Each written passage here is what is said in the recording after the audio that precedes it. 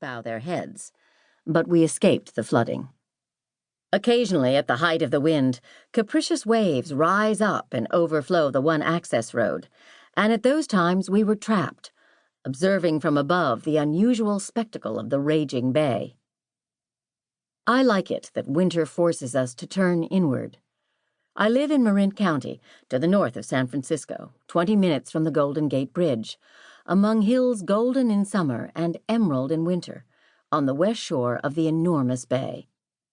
On a clear day, we can see two other bridges in the distance, the hazy outlines of the ports of Oakland and San Francisco, the slow-moving cargo ships, hundreds of sailboats, and gulls like white handkerchiefs. In May, we begin to see a few intrepid adventurers, hanging from multicolored comets gliding swiftly across the water, disturbing the quiet of Asian grandfathers who spend their afternoons fishing from the rocks.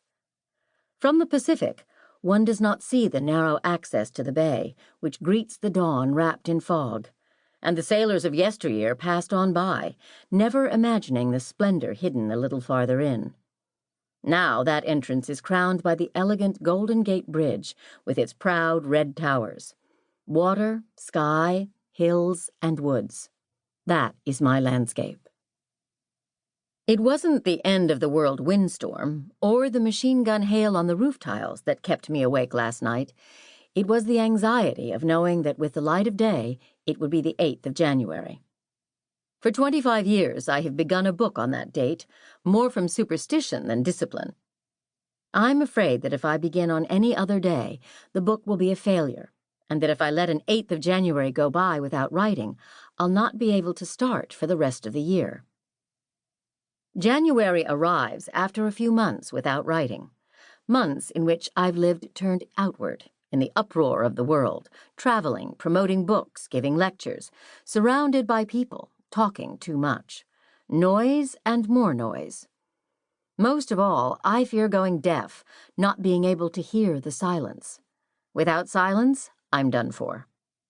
Last night, I got up several times to wander through the house, using a variety of excuses, wrapped in Willie's old cashmere sweater, so worn it's become my second skin, with successive cups of hot chocolate in my hands, thinking and thinking about what I was going to write within a few hours, until the cold forced me back to bed, where Willie, bless him, lay snoring.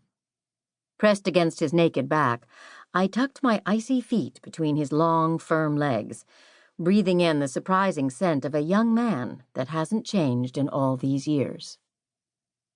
He never wakes up when I press against him, only when I move away.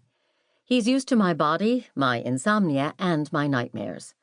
And the same is true with Olivia, who sleeps on a bench at the foot of our bed. She never stirs.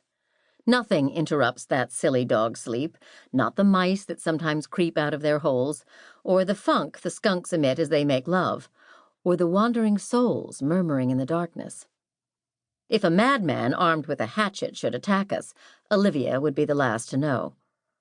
When she came to us, she was a wretched little beast the Humane Society had picked up from the dump.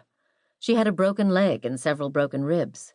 For a month she hid among my shoes in the closet, shivering, but little by little she recovered from her previous ill-treatment and emerged with her ears drooping and her tail between her legs. We knew then that she would never be a guard dog. She sleeps like a log.